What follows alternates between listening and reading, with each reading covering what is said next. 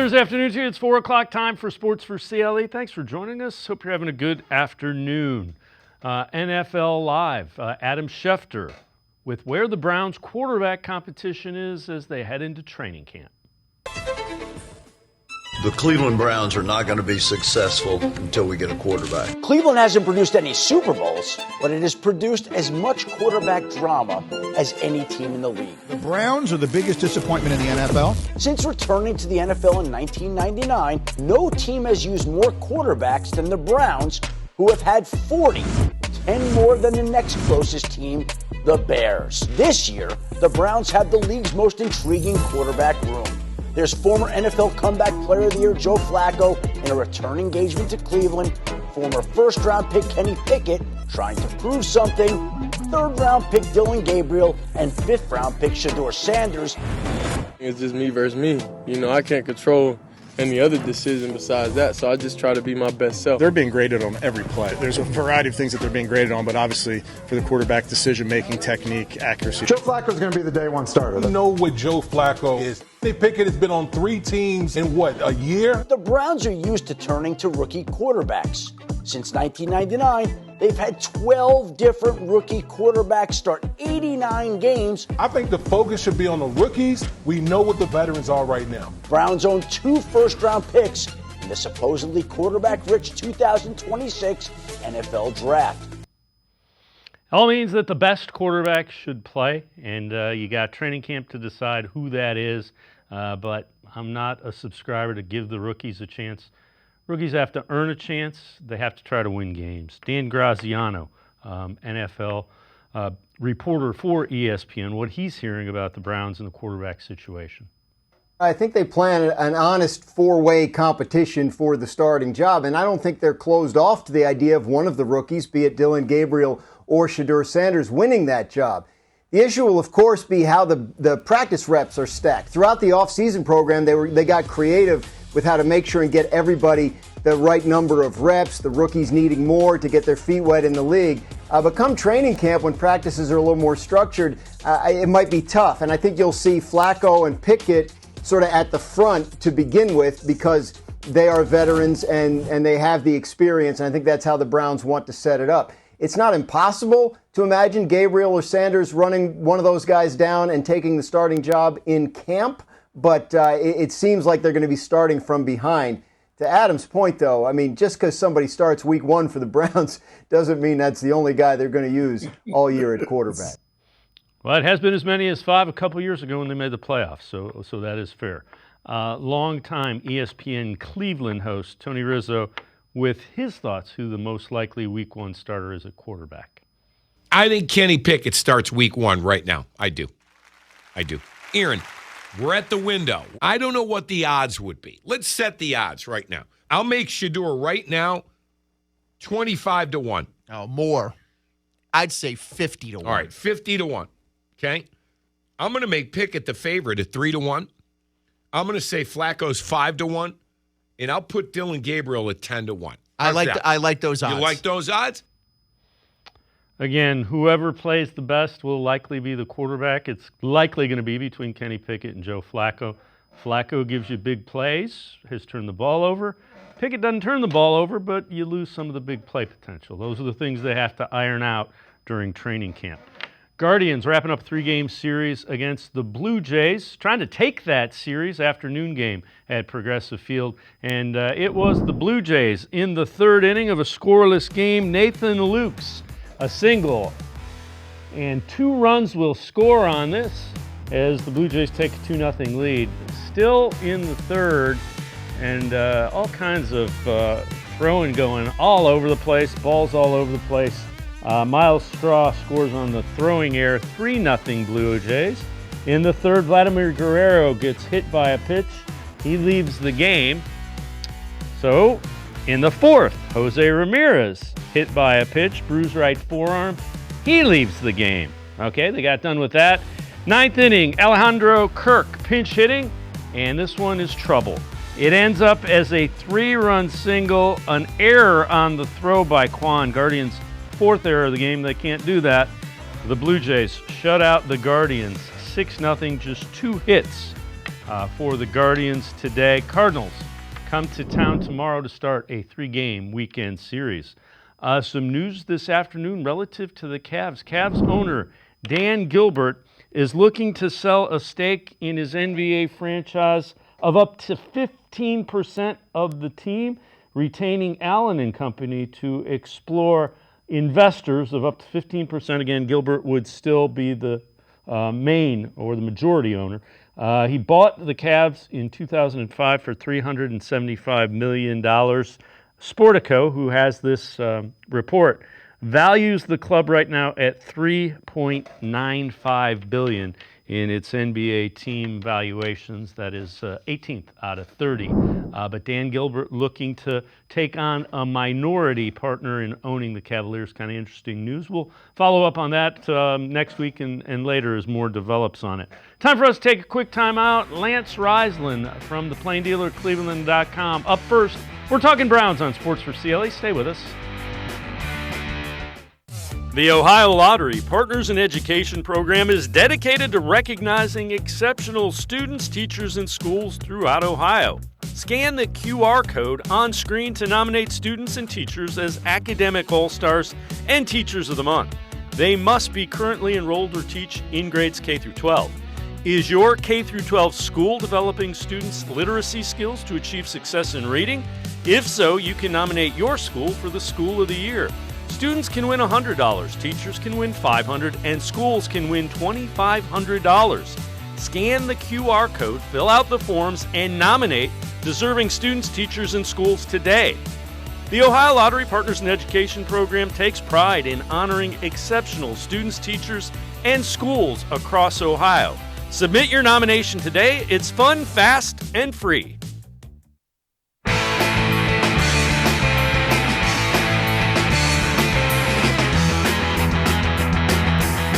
Browns are up first on Sports4CLE, and some news out of Berea earlier today. A little bit of a surprise as the Browns signed a kicker, Andre Schmidt. They release veteran defensive end Ogbo Okoronkwo. You see, he signed a 3-year, $19 million deal a couple of years ago, 2 off seasons ago.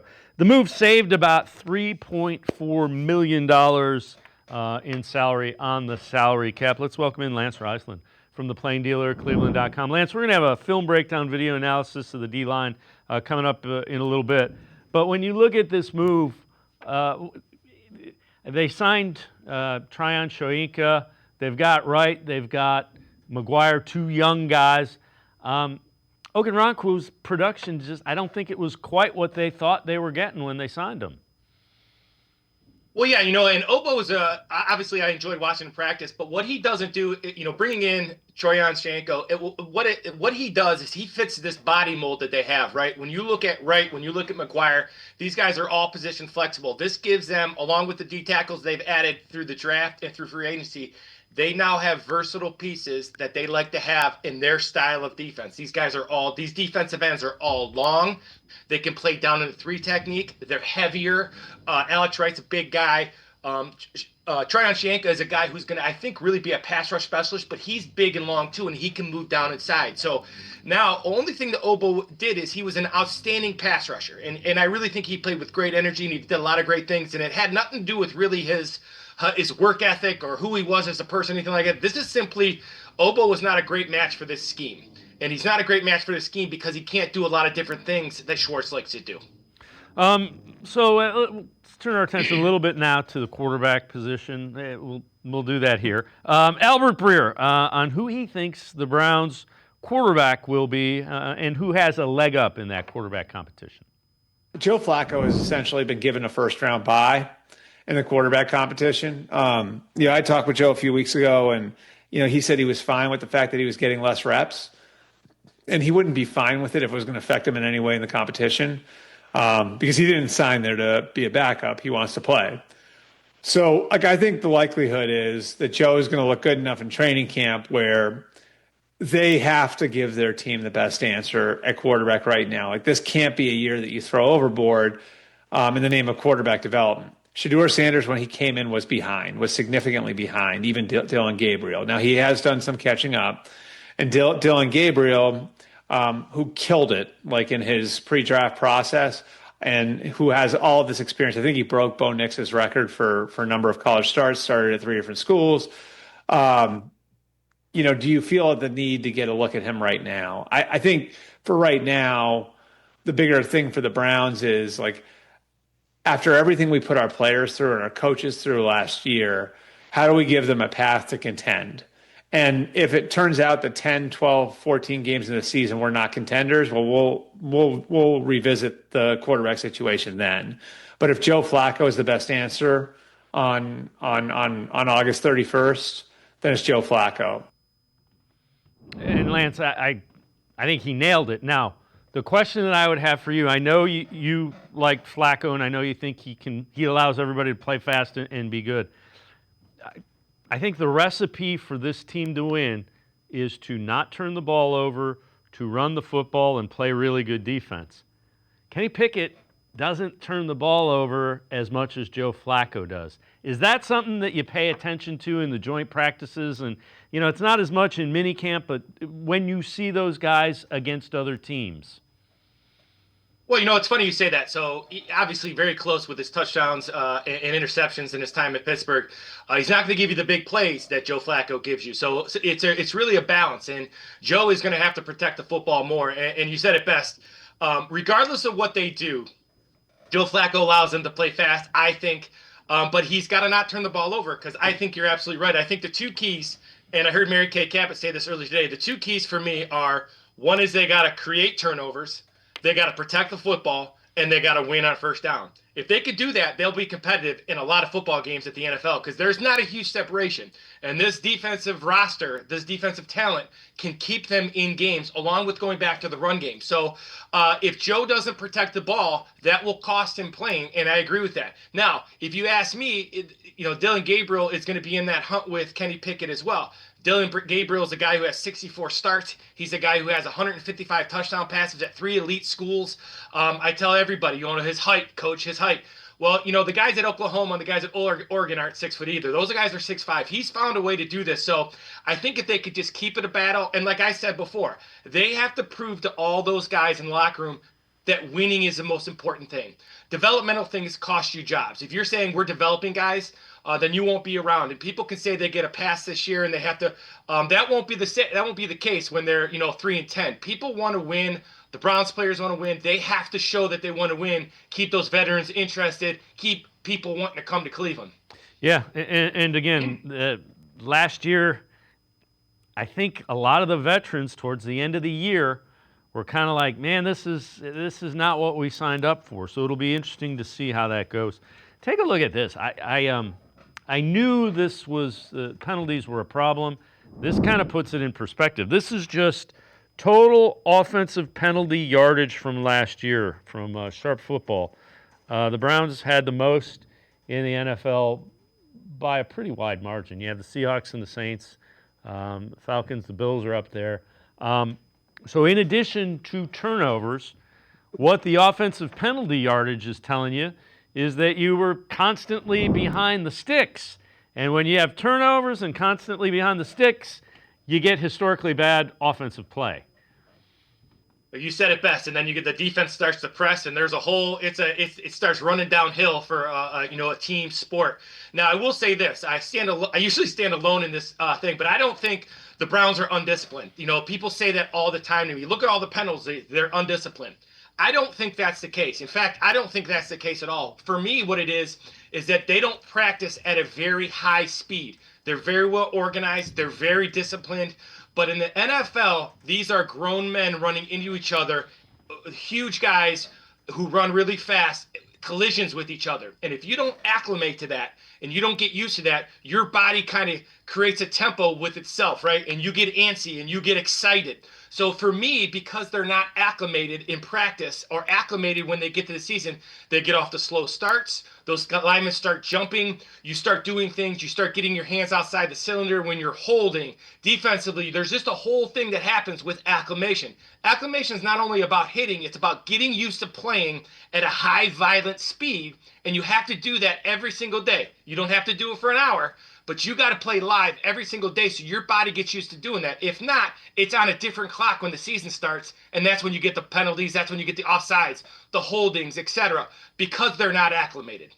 So do you think that's the reason that mini camp kind of took up the intensity, and do you expect, would that be a reason you would expect training camp to ratchet up the intensity and the speed as well? Well, I look forward to seeing, everybody always says there's no fighting at camp. I look forward to see some chippiness. Everybody says, what is chippiness? Well, in the game of football, chippiness comes when two guys are blocking, especially offensive, defensive linemen. Those guys are grinding it out every single day, and you start to learn each other's moves, and you start to guess because you know what the other guy's going to do, and you're trying to, take a double team. Two guys are going to try to move one. The one guy's not going to try to move, etc. But that only happens if everything is live for a certain amount of time. So what I really look forward to, Dave, is I want to see these guys get after in practice. They're always organized. They know what they're doing. Kevin Stefanski is a very good football coach. But if I had one thing that I would want, and maybe this is my dad, kind of old school, I want to see a little bit more contact, a little bit more collisions. They don't have to take each other to the ground. But yes, that'll tell me when they get the pads on, that'll tell me immediately what route they're going with the run game, what route they're going with their philosophy, and kind of their culture moving forward. So this is also kind of interesting. This is about the roster. A lot's been said about the Browns roster. Most have them bottom 3 or 4 in the league. Madden NFL 26, though, came out with their team rankings not too long ago. Browns are top 7. Chiefs and 49ers were tied for first. Ravens were third. Dolphins fourth. Cowboys, Lions at an 88 overall, then the Bengals, Browns, Eagles, Steelers, Jets, 86. Again, Madden rankings, but I would say when you look at this roster, it's kind of middle of the road, relative to talent. Now, a lot of it is made because the quarterback position is going to be towards the bottom, and I think they're being overly penalized by their inability to find really good quarterback play. I've seen those things all over the board, like you said, that, from the middle of the road to, lower end of the road. Here's my thing on that is that they have an elite player at each level of the defense, right? And now with JOK out, that hurts them, right? Because those linebackers have to prove. But there are some pretty good linebackers that play with great length, but their secondary is pretty talented, and Ward's elite. Garrett's elite, but they're 10 deep. Even with Ogbo being, done, they're still 9, 10 deep on the defensive line. That offensive line going back to what they do very well. Batonio's an all-pro. Teller's really good. Posick, they're going to go back to what they're doing very well. DeJuan Jones, in shape, has a chance to turn the corner, in my opinion. Conklin, when healthy, he's very good. Jerry Jeudy's a legit number 1. Now, the depth behind that, I'm not sure yet. The running back situation is questionable because they're young. And then you have the 2 tight ends. Fanning was the best receiving tight end coming out of college football last year without question. David Njoku was a former, kind of an all-pro kind of guy. So it's there, but once again, as you said, especially with that offensive talent, that quarterback has to connect it. That quarterback has to be able to help them win on first down so you can run play action and get guys open and things like that. So I agree with you. The quarterback position as a whole gets way too much credit, gets way too much blame, both ends of it. But until that position is fixed, you can't really... the other positions aren't going to be as good, including those defensive guys, because they're always going to be facing teams that, are ahead, and they're going to be trying to run the ball down their throat. So it's a team game. That quarterback is key. But if the quarterback is comparable and can play at a fairly decent level and be an NFL quarterback, they'll be in the hunt, and they are a little bit above middle of the pack if that quarterback can play a little bit. Lance Reisland from the Plain Dealer, cleveland.com, and I are going to step aside, take a quick timeout. Other side of the break, film breakdown, video analysis with Lance on the defensive line. Sports4CLE, we'll be right back. Stay with us. At the Ohio Lottery, we make Keno fun your way. So go on, pick your wager. Will it be $1, $2, $10, or more? Your call. Then it's as easy as picking up to 10 numbers. Use any inspiration you like. You can even tag on the booster for a chance to boost your winnings up to 10 times. Every few minutes across Ohio, 20 out of 80 possible numbers are drawn. And if enough of yours match, you win. Keno is always fun your way.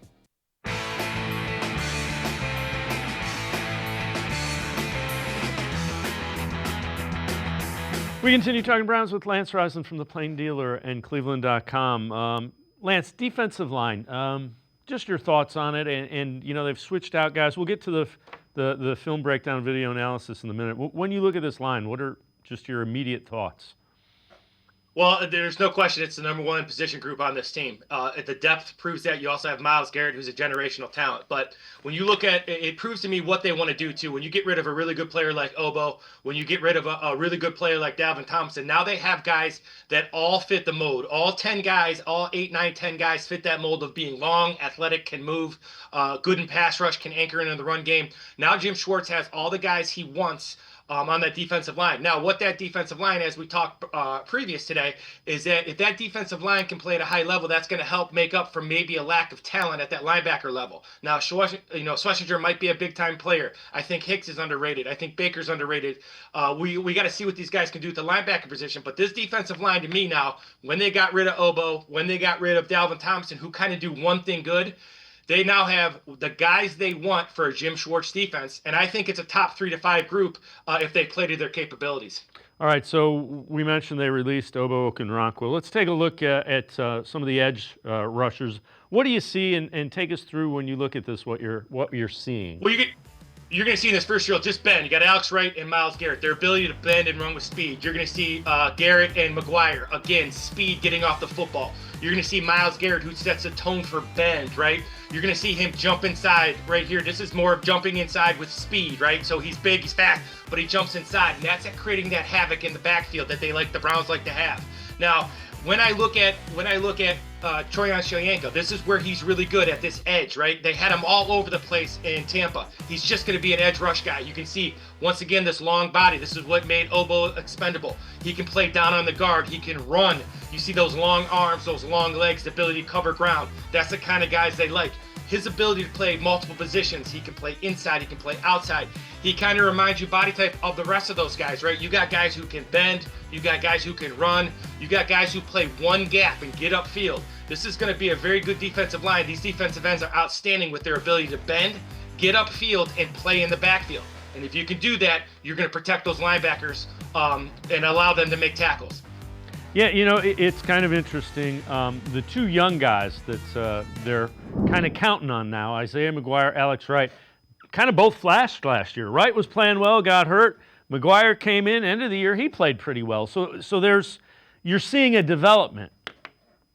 Well, and the thing I like about Alex Wright, his best snaps for me, I try to break these guys down and put all their snaps into one folder, right, where you can see them over and over and over. And what Alex Wright does really well, Alex Wright really attacks those guards inside in passing situations. Now, he's playing the run really well. He plays the edge. He sets the edge very well. He's doing all those defensive end things. But what you can do with him now, he's really been successful moving down rightly down into the 3 technique.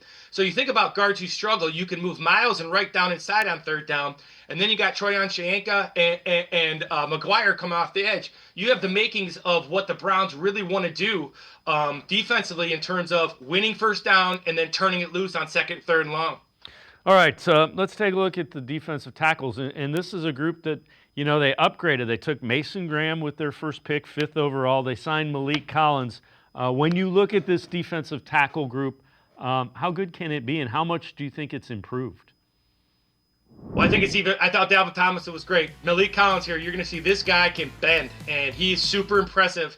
Little skinny ankles. He runs like a linebacker. I was super impressed with him at camp. His ability to move in a small space, great.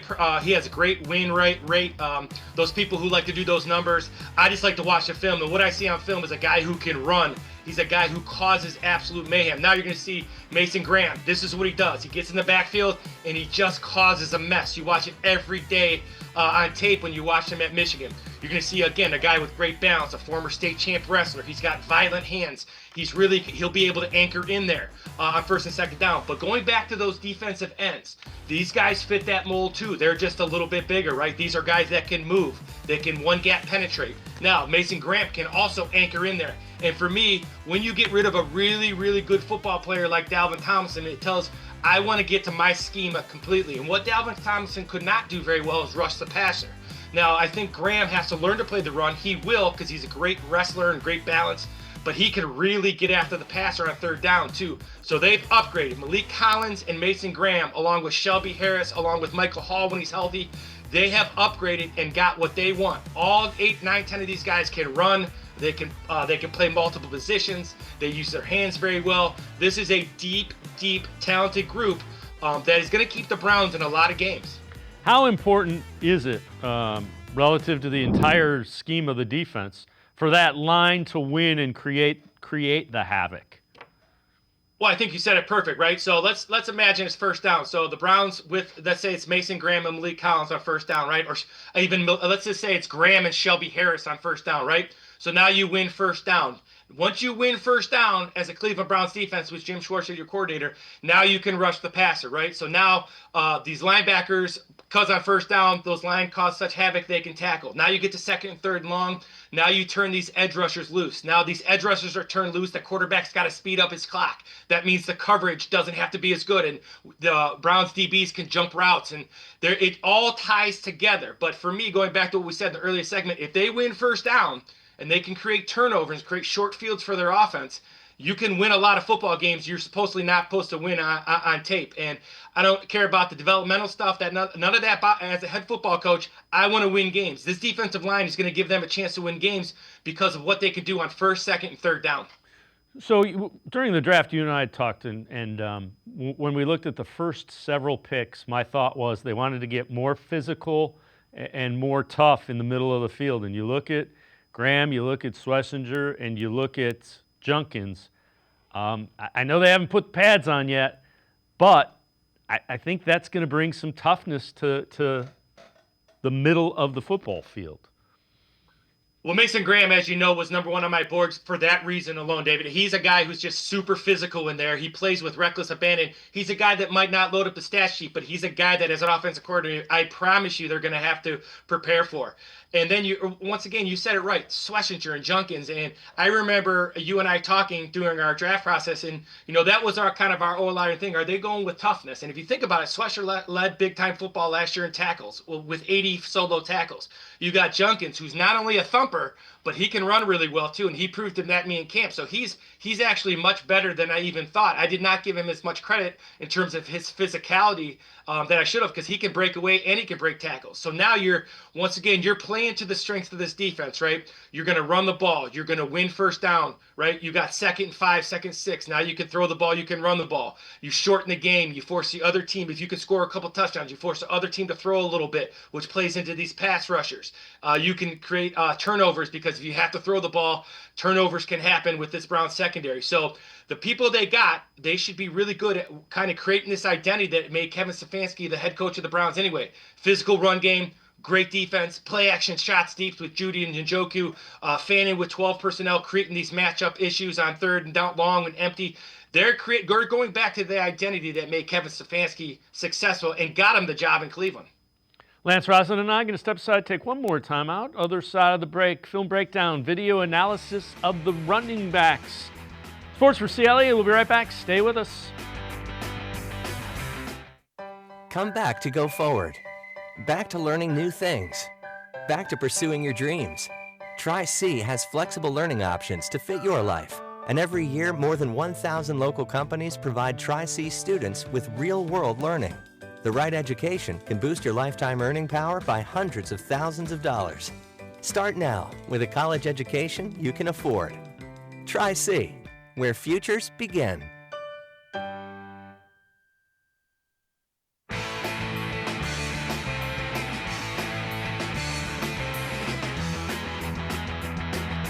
We continue talking Browns with Lance Reisland from the Plain Dealer, cleveland.com. Lance, we've talked about it. We don't know what the quarterback situation will be.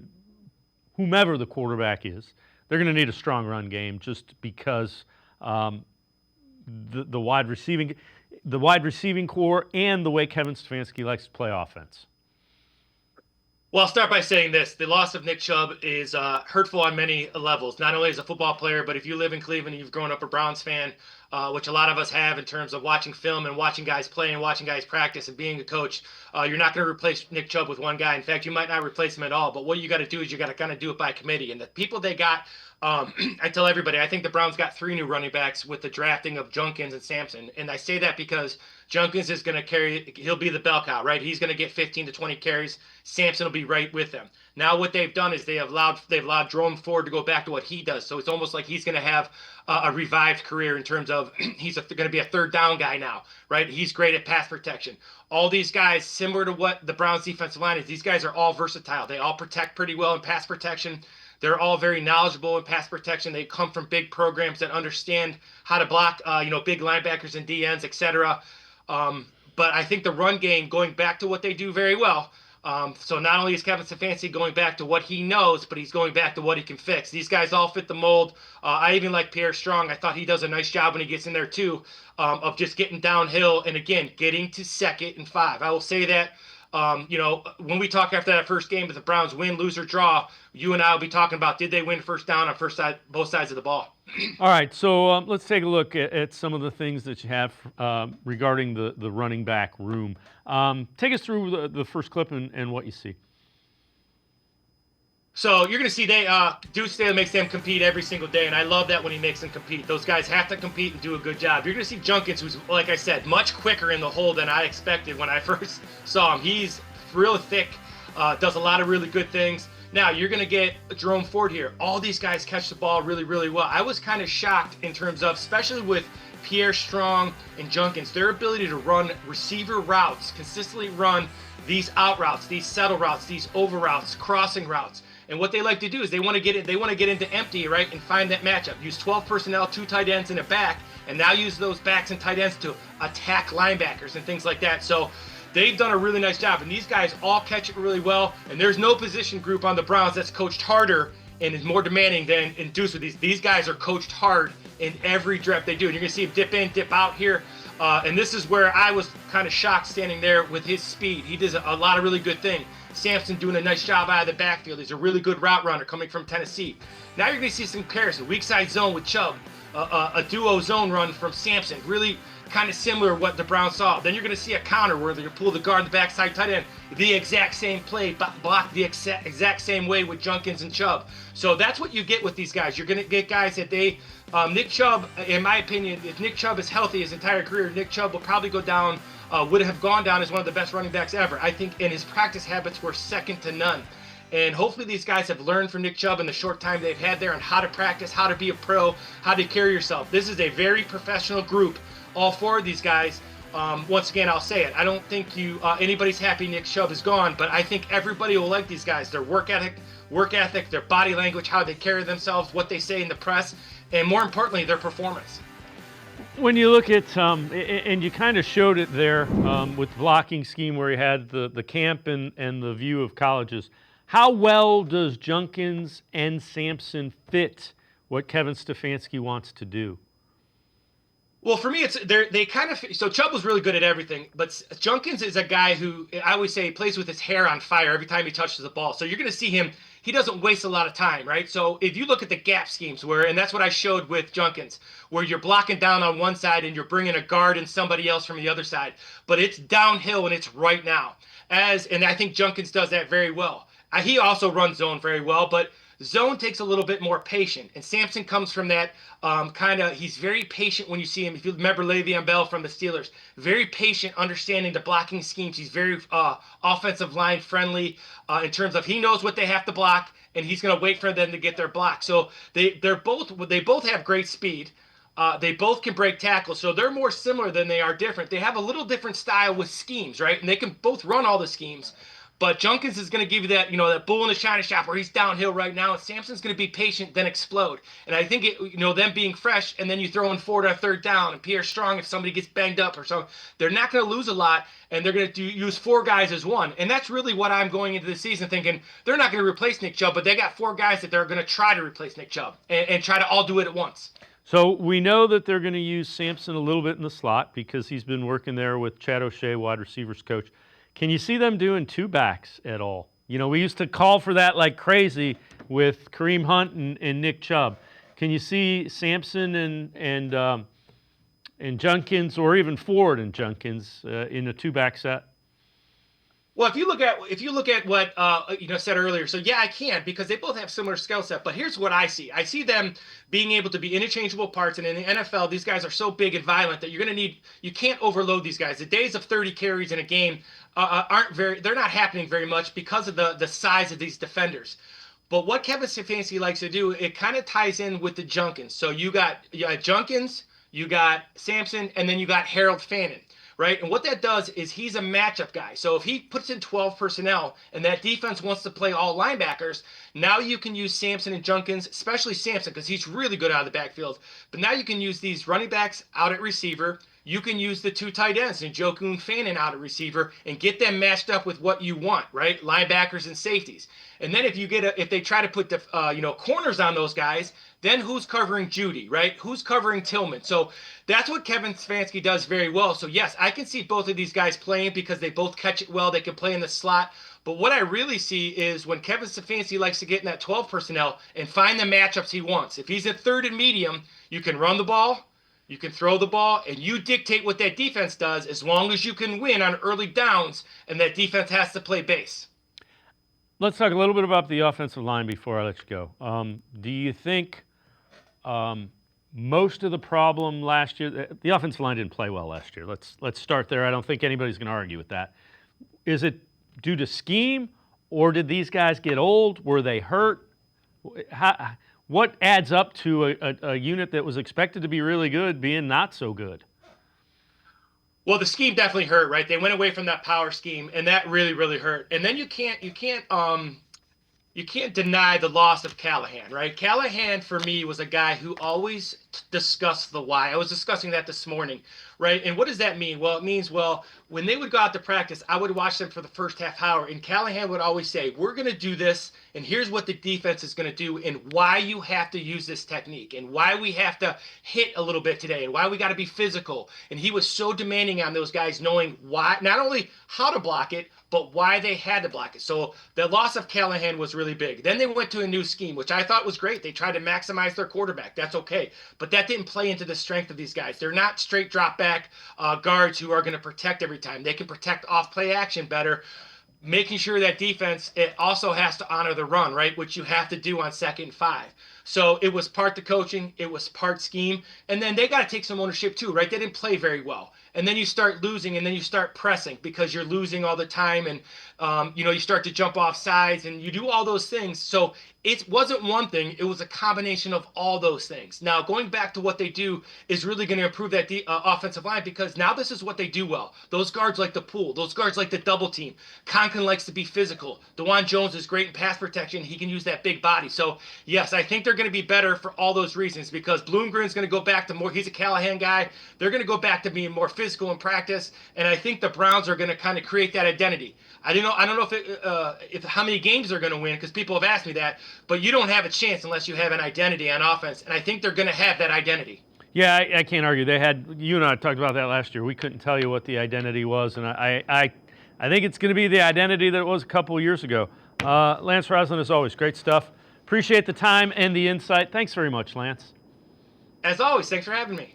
Lance Reisland, film breakdown, video analysis. Always great stuff. Make sure you check him out, cleveland.com, as well as The Plain Dealer. We're going to step aside, take a quick time out. We continue talking Browns. John Macri from Pro Football Focus straight ahead. Stay with us. At the Ohio Lottery, we make Keno fun your way. So go on, pick your wager. Will it be $1, $2, $10, or more? Your call. Then it's as easy as picking up to 10 numbers. Use any inspiration you like. You can even tag on the booster for a chance to boost your winnings up to 10 times. Every few minutes across Ohio, 20 out of 80 possible numbers are drawn. And if enough of yours match, you win. Keno is always fun your way.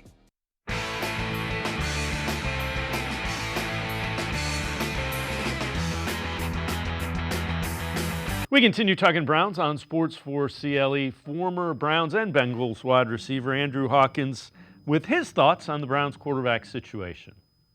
I don't think they know who's going to be the quarterback. And the thing about the spring, when you talk about OTAs and minicamp, you don't win a job then. You can lose a job then. They can see something where they're like, yeah, this ain't the guy. But at that stage, you can't win it. You got to wait till training camp, and you got to do a lot to win that job if you're a rookie. And to your point, Marcus, if they go throughout the season as Joe Flacco is the starting quarterback because they think he is by far the best option, that tells you come draft next year, they're going to get a quarterback because one of these young guys didn't unseat Joe. And again, with Joe, we know what the future is. He's 40-plus years old. He is not your quarterback going forward. Let's welcome in John Macri from Pro Football Focus. John, I would argue they're going to draft a quarterback next year either way because it's a third-round pick, it's a fifth-round pick. Even if they go out and show you they can be okay as an NFL starter, they're not. Remember, they moved on from Baker Mayfield because that 15 to 20 range in quarterbacks in the league wasn't good enough for what they wanted to do. Yeah, no, I'm absolutely with you. I mean, look, like you said, they're third-round picks, they're fifth-round picks, they're young guys. I think they have potential, but I think they'd have to be incredible in year one for them to not draft a quarterback next year. And we'll see how the season goes, what their win-loss record ends up being, but the odds are based on, some of the Vegas sports books and stuff like that, they're going to be picking pretty high. I think it's going to be really hard to not draft a quarterback if you're picking that high, because obviously your season didn't go the way that you'd want it to go, and quarterback is going to be a massive part of that, right? So even if, whether it's Shedeur Sanders or Dylan Gabriel, whoever shows promise, I don't think you are passing up on a quarterback based on what those guys do in year one. Again, unless it's anything amazing, which it's not impossible, but odds are it's unlikely, right? So, yeah, I'm with you. I think there's absolutely quarterback is going to be in play in the 2026 draft for them. And I think it's compounded by how long you've struggled, how much you've struggled to find a quarterback. So if you have the ability to pick a guy who's top one, top two in a quarterback-rich class, you're going to take that every day, all day, if you're the Cleveland Browns. Some news, and I know you were aware of this, Ogbo Okoronkwo released by the Browns. So they say, I think it's about $3.4 million. He was in the last year of a deal. It's not a surprise, but what do you think that means for the edge position? I mean, they have some young guys.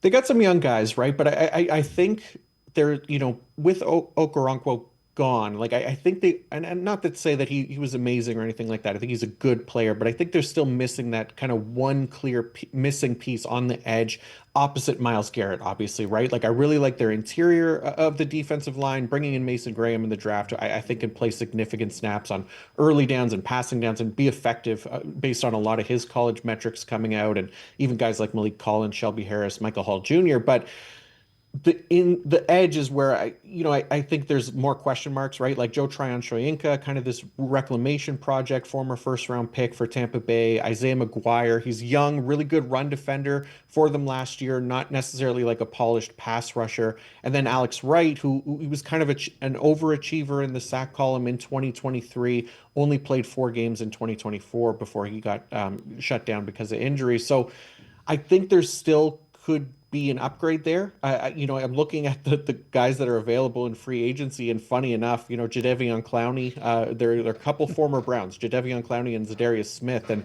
I know Clowney, he had kind of criticized the team before they let him walk, but he has a chance to make up for that. He's in need of a job right now, and the Browns are in need of a relatively cheap starting option.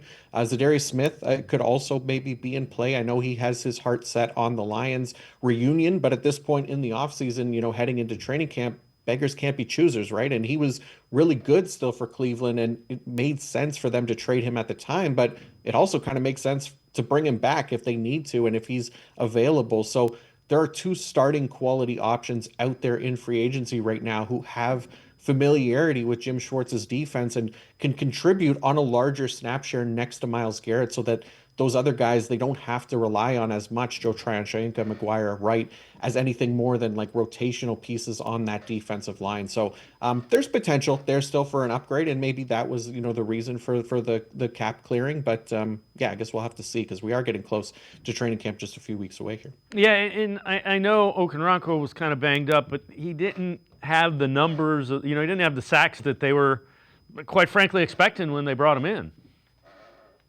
Yeah, for sure, right? Like I think there was, some hope for him. He brought a lot of decent underlying metrics with him as far as being a pass rusher. It just never really translated for him, where guys like Zadarius Smith and even Jadeveon Clowney, but Zadarius Smith specifically, I thought was productive for them relative to his role, and I think he still brings that kind of down to down level of quality as far as being a pass rusher that they kind of need at the position, because I don't think you're going to necessarily get that from Shoyinka and McGuire and Wright, anything more than like small sample size at the time. But across like an entire game playing a full-time role, it's a little bit riskier to kind of bet on those guys. So I think there's potential there, and Okoronkwo, like you said, didn't really work out. So it makes sense, I think, to move on from him and try something else. So they add pieces in the middle, and Mike Hall was their top pick a year ago. This year it's Mason Graham. They add Malik Collins. How good can this defensive line be overall, do you think? I think they can be, I think they could still be good. Like I said, I obviously missing that one other starting quality option on the edge, but obviously you have Myles Garrett, a threat for multiple sack games every single week. Obviously one of the best players in the league at any position. So Myles Garrett being there makes a huge difference, obviously. But like you said, those guys on the interior, I think, have a lot of potential. And Mason Graham specifically, obviously being a 5th overall pick, there's going to be a pretty high expectation for him, even relative to being a rookie.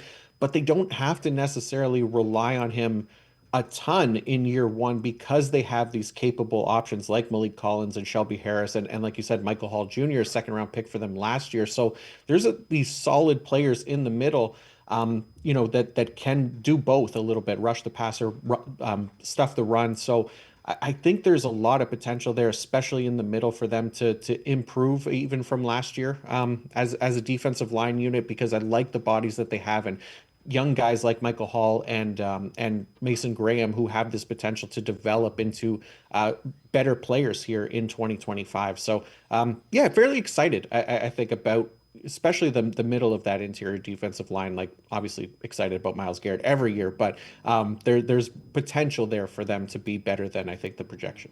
So you mentioned Mason Graham, 2 second-rounders in Quinshon Judkins, Carson Schlesinger. What do you think of those picks, and when you look at them, what do you see? Yeah, so Judkins, I guess we'll start with him, right? Because obviously, 2nd-round pick is highly drafted relative to the running back position, and I think this is a team that wants to run the ball. They just weren't able to do that last season, right? I think they ended up ranking like last in run rate last year, just because they weren't able to do it, and partly because the offensive line was not good, partly because they trailed more than you'd like, and partly because they didn't have the running back to do it. And all due respect to Nick Chubb, but expecting even a back of that caliber to bounce back from the injury right away was going to be pretty hard to do. And he definitely didn't look himself, right? And Jerome Ford, I don't think they want to rely on him to lead that backfield again. And I believe he even took a pay cut this year. So he figures to kind of be that RB3 behind Judkins and even Dylan Sampson. So they made these 2 bigger investments via the draft to get back to running the ball. Ideally, I would think, and I think you need the high quality backs like a Quinshon Judkins to make up for a potentially poor offensive line, right? Which we're still kind of there on right now. And Judkins is the type of back who should be in a better position, I think, than most to make the most of that situation this year. He comes out with a decent run grade for his college career, 95.2. That's a 93rd percentile mark among all running back prospects since 2018. So he's this quality runner of the football, and I think he's going to get involved even on passing downs and stuff like that. So I think that there's a lot of potential there for Quinshon Judkins to hopefully elevate their run game this year. And then obviously Dylan Sampson as a change of pace back as well. I think there's clearly an investment and a want to run the ball. So it makes sense that those guys will be big contributors here in 2025. What do you think of Schlesinger, the pick of him? That was one that kind of surprised everybody, first pick in the 2nd round. So they went defense, which shocked most Browns fans. Yeah, it's interesting, right? And I think it says something too a little bit about Jeremiah Owusu-Koramoah's injury. Obviously, he's not going to be playing this season. I think that came out a few weeks ago or months ago. It's hard to keep track at this point, but obviously the injury sounded pretty scary for him, so he's going to miss some time. So Schlesinger, he comes into the league as one of the more inexperienced players at the position. He's played fewer than 1,000 defensive snaps in college, which is definitely low for like a highly drafted player at that position. And, one of the things that I found coaches rely on more for the linebacker position is experience, right? So I think Schlesinger will be a contributor this year. I really like him as a prospect. I think Jordan Hicks is going to be the starter as the lone full-time linebacker in Jim Schwartz's defense. Him being older is not really a factor. Like, he's experienced in that defense, and even with the draft capital spent on Schlesinger, I think Hicks makes sense to lead the way. He performed really well in Jim Schwartz's defense last year. I had written up a piece about the most underrated players on each team heading into this season, and Hicks was my pick for the Browns because he comes in with this kind of negative connotation around him with an injury history and being older, and he did miss time last year, but top 20 grades across the position for him last year. But I do think Schlesinger is going to be a contributor in year one. I think he starts as this LB2 kind of rotational starter in the defense, but if Hicks misses time again, Schlesinger's in a good spot to play an even bigger role depending on how the team feels about, Devin Bush and Jerome Baker, who they also added because they at least have starting experience as well. So Schlesinger's one of the more intriguing rookies for me this season, just because he was this tackle machine in college, but it is a smaller sample size. But even on that smaller sample size, a lot of his PFF grades across the board coming out of college were really strong as well. So I think there could be some potential there for him to eventually take over as the LB1 in this defense, which obviously you spend a high pick on him in the second round. That's probably the plan here for the future. So definitely somebody to keep an eye on for this season. John Macri from Pro Football Focus and I are going to step aside, take a quick timeout. Other side of the break, we'll talk a little bit about the Browns' wide receiving core. Sports4CLE will be right back. Stay with us. Come back to Go Forward. Back to learning new things. Back to pursuing your dreams. Tri-C has flexible learning options to fit your life. And every year, more than 1,000 local companies provide Tri-C students with real-world learning. The right education can boost your lifetime earning power by hundreds of thousands of dollars. Start now with a college education you can afford. Tri-C, where futures begin.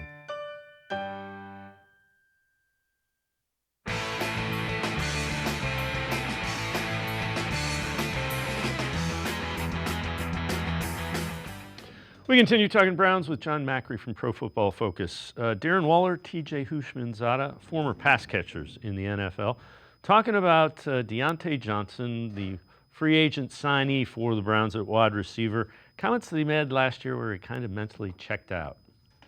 It takes a level of maturity and emotional intelligence to stay in a game knowing like, all right, I'm not getting the opportunities that I would have wanted or that I think that I should get as a player of my talent. To stay locked in all four quarters, like, it takes discipline. And I feel like there's a lot of these young dudes that come in the league that may get some opportunities early on, and that ego get hit when you don't really play as much or some teams get you up out of there. Like, having that level of maturity, like, hopefully he can learn from this and, like, will get another opportunity. But shouldn't you have the awareness when you go from Pittsburgh, Carolina, Baltimore in the span of a year? Shouldn't you have an awareness to where I'm in Baltimore right now? They got Zay Flowers, they got Rashad Bateman, Nelson Aguilar. I don't know how much I'm gonna play. I wasn't here at the outset.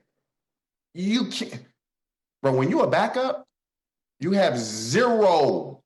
You have no equity. You don't have any. You can't do that.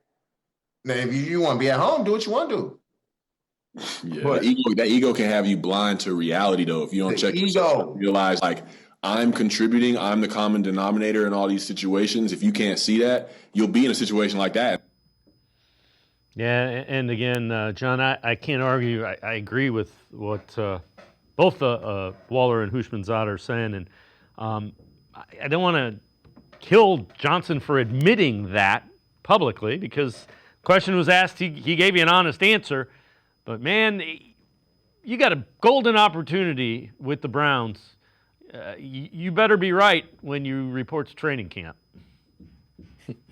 Yeah, it's going to be really important for him, right? Obviously, bouncing around the way he did last year, never really had that chance to kind of get acclimated, right? So he definitely has a shot this year to kind of bounce back. And this is a former, back-to-back 1,000-yard receiver with the Pittsburgh Steelers, and I think there's a chance for him to be a big contributor on this team. This is a Browns team that has been really good at grabbing these kind of cheaper options to fill starting holes and get decent play from these players in the past, whether it was Amari Cooper or Jerry Jeudy, even Elijah Moore. Like, they continue that this year with Deontay Johnson and getting a talented player that doesn't cost them a lot, and I think has a immediate potential to step into a starting role. I know they got some young guys like Cedric Tillman who flashed some potential as well already in his career, maybe takes a step forward, but there's room for Deontay Johnson to contribute alongside Jeudy and Tillman, especially in this offense. So I think he needs to kind of,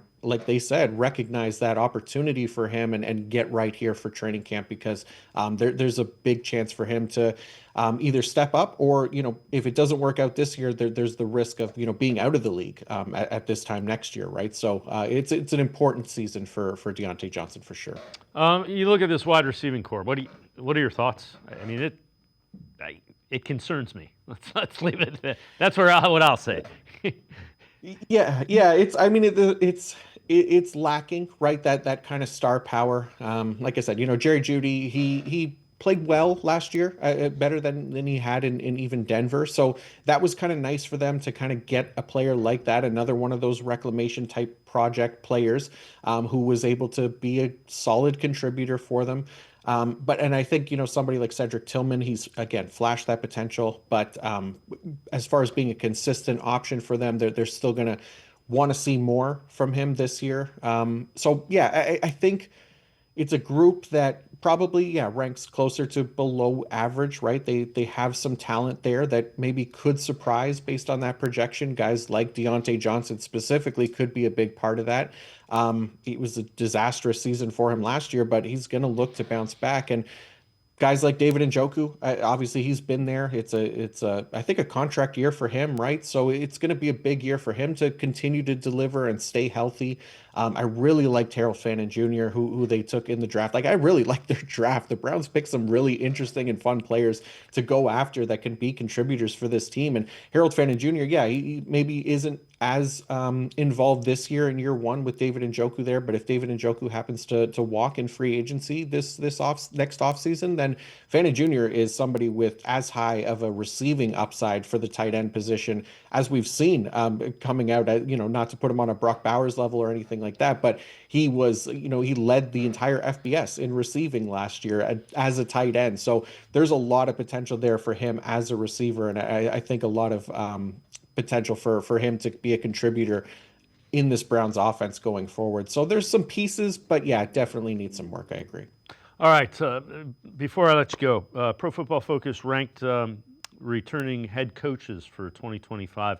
Let's take a look at that. So Andy Reid was first, Sean Payton second, Sean McVay, Harbaugh, Tomlin, Jim Harbaugh, Shanahan, Nick Sirianni of the Eagles, Dan Campbell, Lions. Kevin Stefanski was 10th. Stefanski broke the Browns' long playoff drought. 2020 picked up the franchise's first playoff win since re-entering the league in 1999. Also led a surge to the postseason, 2023, Joe Flacco.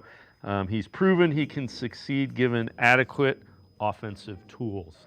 Now, there's a lot of Browns fans, and we hear from them frequently, that are not Kevin Stefanski fans. Take us through how you arrived at that. I tend to agree. They tried to shape their offense around Deshaun Watson, and it failed miserably. So it's back to what Kevin Stefanski knows.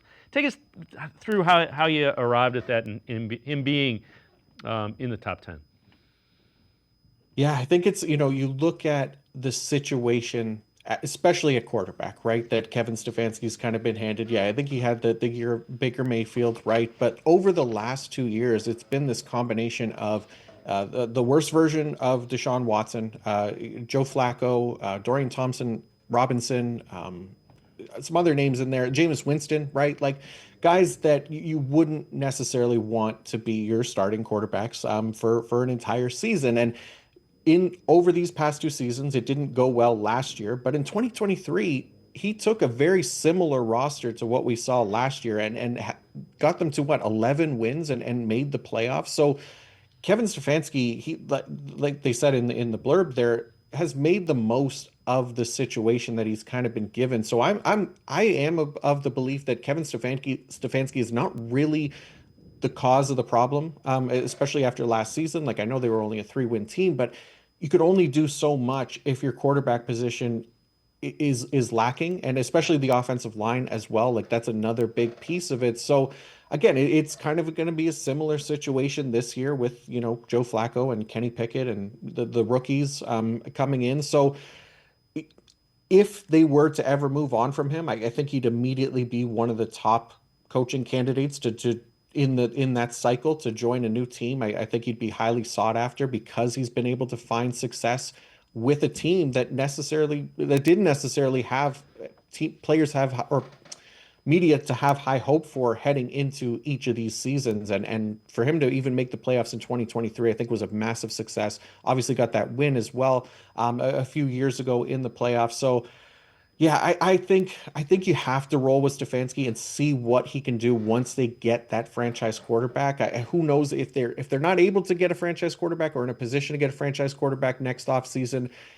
That makes it a little bit trickier, but you want to see what an offensive-minded coach like that can do with the quarterback in place, and they just haven't had that, unfortunately. So that it's such a massive part of the game. John Macri, as always, great stuff. Appreciate the time and the insight. Thanks very much, John. No, thanks for having me. Appreciate it. John Macri, make sure you check him out. Pro Football Focus, always really good stuff. That's going to do it for this edition of Sports for CLE. We'll see you back here tomorrow at 4 o'clock. Have a great night, everybody. See you tomorrow at 4 on Sports for CLE.